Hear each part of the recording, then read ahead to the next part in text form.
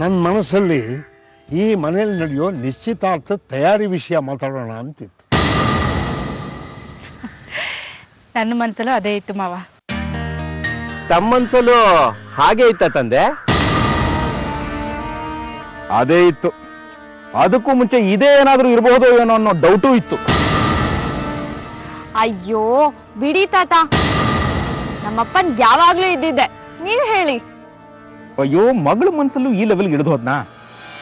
ಪಾಪ, ನಾನು ಇನ್ಸ್ಪಿಟಲ್ ಸೋತ್ ಹೋದ 10,000 ರೂಪಾಯಿ ಕೊಡ್ಬೇಕು ಅನ್ನೋ ಕಷ್ಟ ಅವಳಿಗೆ ಎಲ್ಲಿ ಗೊತ್ತಿದೆ? ರಾಘವ ತಗೋ, ಇದ್ರಲ್ಲಿ 25 ಇದೆ. Thank you. ಅವನಿಗೆ 25 ಅಂದ ಮೇಲೆ ನನಗೆ ಮಿನಿಮಮ್ ಅಂದ್ರೆ 40 ಆದ್ರೂ ಕೊಟ್ಟೇ ಕೊಡ್ತಾರೆ. 10,000 ಸಾಲ ತೀರ್ಸಿ ಇನ್ನು 30ಕ್ಕೆ ಅಂದರ್ ಬಹರ ಆಡ್ಬಿಡ್ತೀನಿ. ಹಾ ಬಾವ, ನಾವ್ ಯಾವಾಗ ಬಟ್ಟೆ ತಗೊಳ್ಳಿ ಅಂತ ಕೊಟ್ರು ನೀವು ಸಿಂಪಲ್ ಆಗಿರೋದು ಆರ್ಡಿನರಿ ತಗೊಳ್ತೀರಾ. ಈ ಸಲ ಆದ್ರೂ ಚೆನ್ನಾಗಿರೋದು ತಗೊಳ್ಳಿ. ಇದ್ರ 10,000 ಇದೆ. 10,000ನಾ? ಪರವಾಗಿಲ್ಲ ಬಿಡಿ. ಸದ್ಯಕ್ಕೆ ಕ್ಲಬ್ ಸಾಲ ಕ್ಲಿಯರ್ ಆದ್ರೆ ಅದೇ ನನಗೆ ಹಬ್ಬ.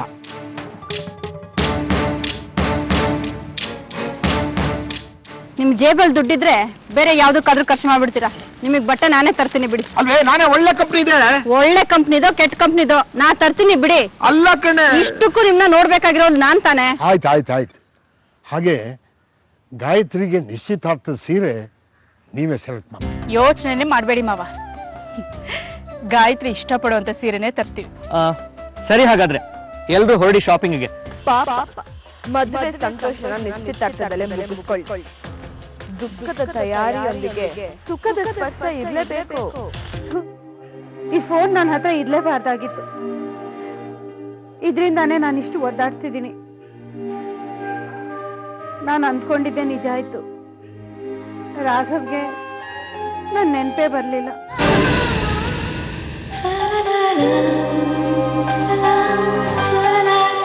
ಹಾಯ್.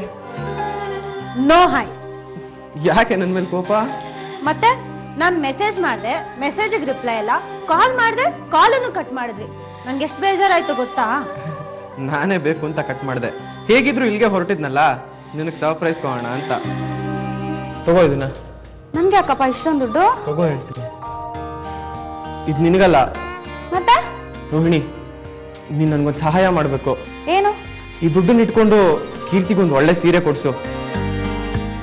ಆ ಸೀರೆ ಹೇಗಿರ್ಬೇಕು ಅಂದ್ರೆ ಅದನ್ನ ಉಟ್ಕೊಂಡು ಕೀರ್ತಿ ನಮ್ಮ ಮನೆಗೆ ಬಂದಾಗ ನೋಡಿದ್ ನಮ್ಮ ಮನೆಯವರೆಲ್ಲ ಕಳೆದೋಗ್ಬಿಡ್ಬೇಕು. ಮೀಟ್ ಮಾಡ್ಸೋ ಪ್ರೋಗ್ರಾಮ್ ಯಾವತ್ತು? ನಮ್ಮ ಅಣ್ಣನ ಎಂಗೇಜ್ಮೆಂಟ್ ದಿನ. ಬರ್ತೀನಿ ರೋಹಿಣಿ. ಹೀಗ್ ಬಂದ್ರು ಹಾಗೆ ಹೊರಟೋದ್ರು. ಅಟ್ಲೀಸ್ಟ್ ಮುದ್ದಾಗ ಒಂದ್ಸಲ ಮುಖ ನೋಡಿ ಸಿ ಅಂತಾನು ಹೇಳಿಲ್ಲ.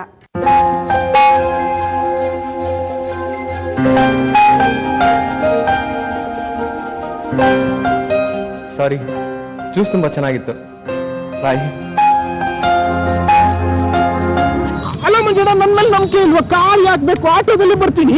ನಿನ್ನ ನಂಬಿ 10,000 ಈಗಾಗಲೇ ಕಳ್ಕೊಂಡಿದ್ದಾಗಿದೆ. ಇನ್ನು ಮುಂದೆ ನಿನ್ಗೆ ಆ ಚಾನ್ಸ್ ಕೊಡೋದಿಲ್ಲ. ಗಾಡಿ ಹತ್ತಪ್ಪ. ಹತ್ಲಿಲ್ಲ ಅಂದ್ರೆ ಏನ್ ಮಾಡ್ತೀಯಪ್ಪ? Touch me not. ನೋ. ಅಕ್ಕಪಕ್ಕ ನೋಡ್ತಾ ಇದಾರೆ. ಮರ್ಯಾದೆ. ಈಗೇನು ನಿಮ್ ಜೊತೆ ಕಾರ್ ಹತ್ತು ಬರಬೇಕಾ? ಬರ್ತೀನಿ. ಎಲ್ಲಿದೆ ಗಾಡಿ? ಇಲ್ಲೇ ಇದೆ. ಓ, ಕಾರ್ ಚೆನ್ನಾಗಿದೆ. ಓಕೆ, ಕ್ಲೀನ್ ಮಾಡಿಲ್ಲ, no problem. Open the door. No touch me not.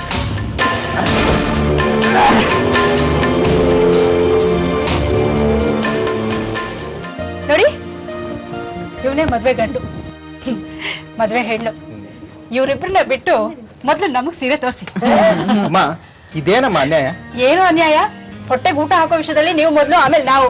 ಅದೇ ಬಟ್ಟೆ ತಗೊಳ್ಳೋ ವಿಷಯದಲ್ಲಿ ನಾವು ಮೊದ್ಲು, ಆಮೇಲೆ ನೀವು. ರೋಹಿಣಿ, ಇಷ್ಟು ದೊಡ್ಡ ಅಂಗಡಿಗೆ ಬರ್ಬೇಕಿತ್ತ?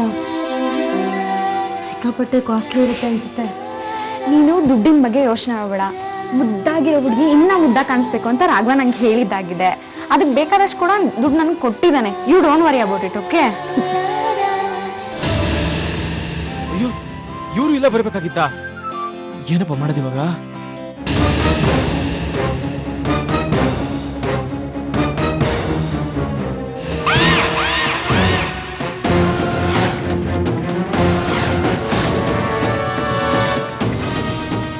So